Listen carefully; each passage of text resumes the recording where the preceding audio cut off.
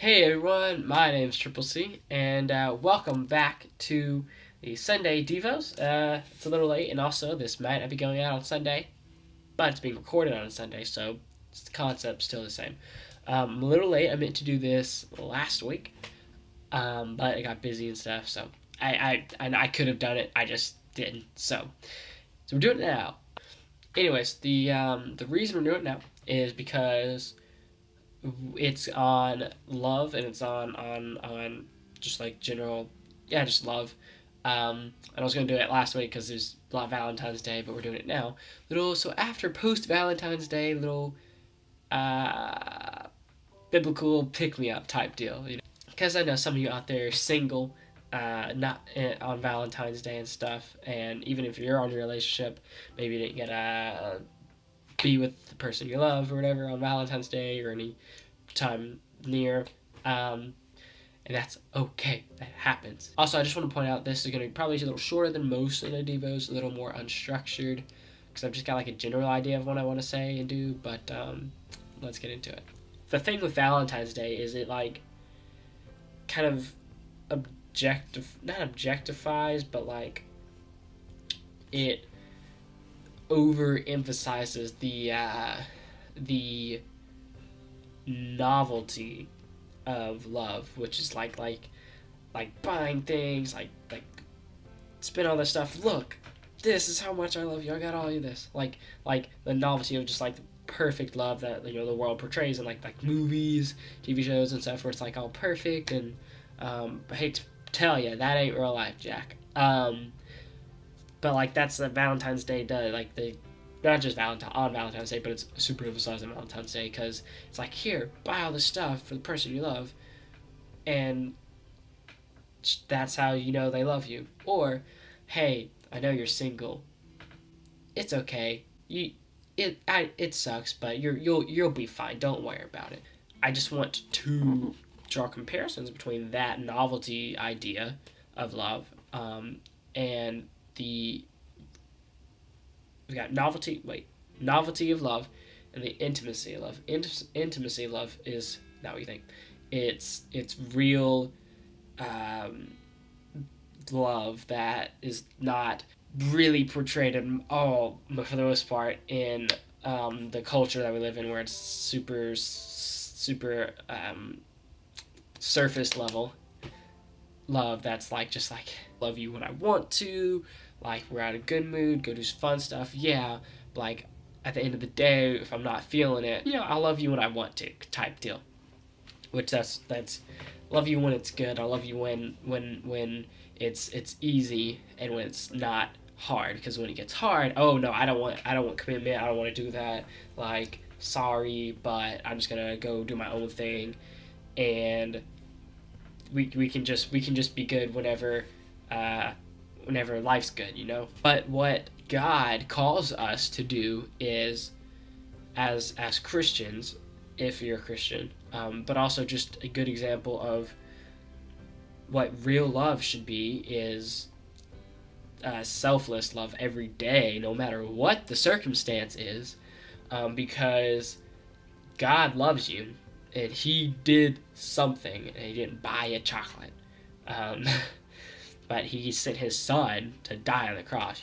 It can get confusing sometimes. In the world we live in, like all this different ideas of love, because and then when people try to chase after the kind that's not real, you get hurt, and when people you love hurt you, like it really hurts. And it also, side note, dating in high school and stuff is hard, because like I said, people confused. There's like you're young, and yeah, but whoever you date in high school, however many people you date before you get married, you're writing in that person's story. You're like high school and stuff is a chapter, and you're writing in that story.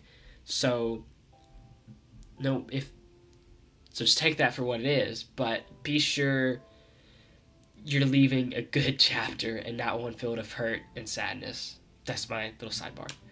I feel like I might have a lot of those on this one. Anyways, back to it. So, because God, loved us so much, the idea of perfect love that everyone's searching for is found in one her sin. That's Jesus. When Jesus came and sacrificed himself for everyone, he did that out of love for you and for me and for you and you and you and you and you. And he didn't have to, dude. Everyone now wasn't even born yet. But he was like, hey, I love them so much because they are my children who I love. Even though they're in sin, even though they don't even know me yet, even though the people who are putting him up on the cross are clearly sinning and clearly are just completely against him, he said, I love them. God, forgive them. They don't even know what they're doing. So in our sin, in our midst of crap, he loved us. And that's hard to understand because, like, let's be real, that's not really shown a lot nowadays, man. Like, when things get hard in a relationship or a marriage, a lot of people tend to give up. But God did not give up on us, which is the crazy thing. He didn't give up.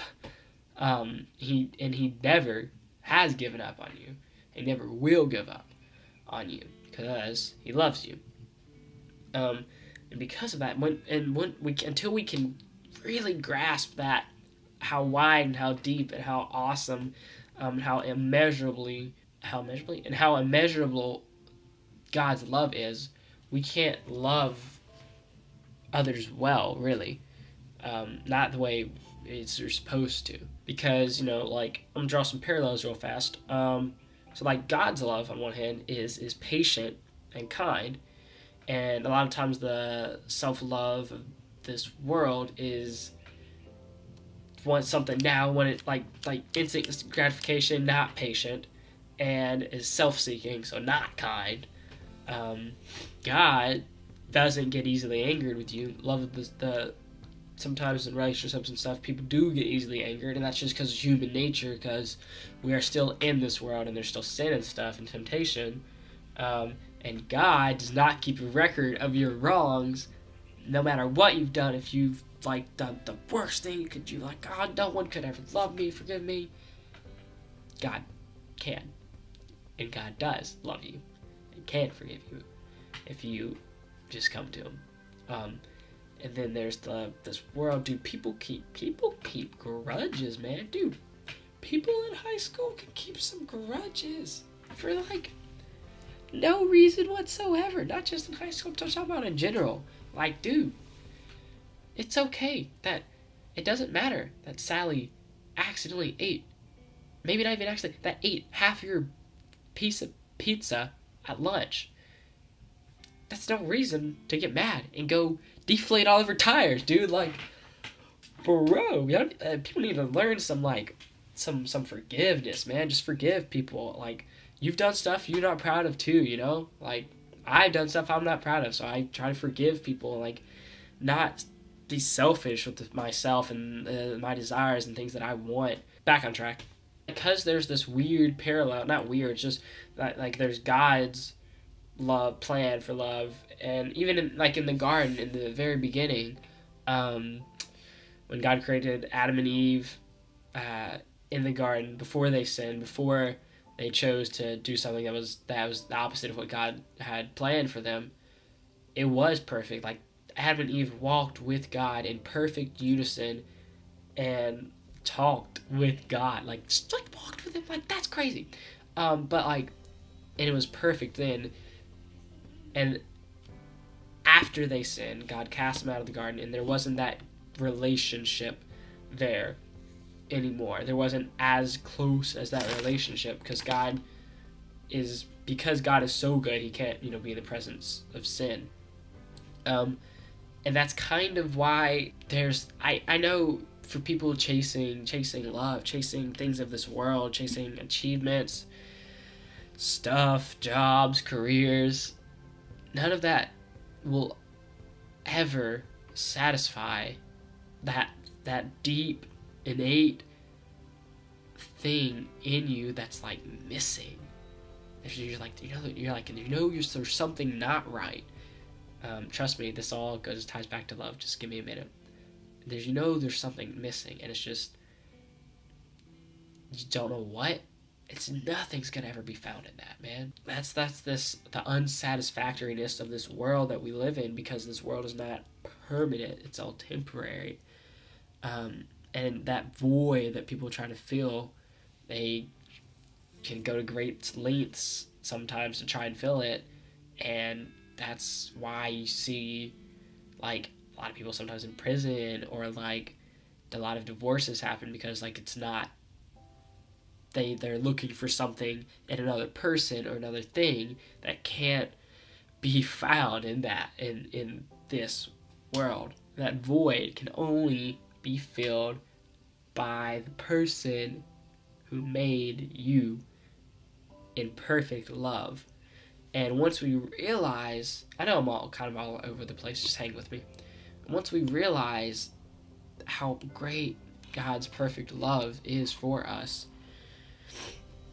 like what does it say? 1 John 3:16 says that this is how we know what love is, that Jesus Christ laid down his life for us. That amount of sacrifice is amazing. I could talk all day and let's fix the light and not get my point across, because I can ramble.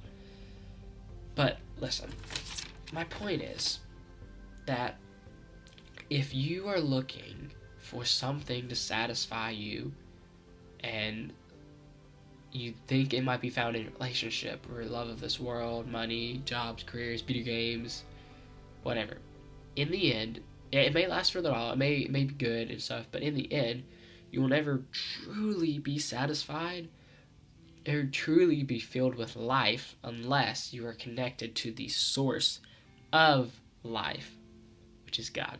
Because God's love is the only thing that satisfies, and he's the only thing that will satisfy you above everything else, because out of him flows all the things that real love is.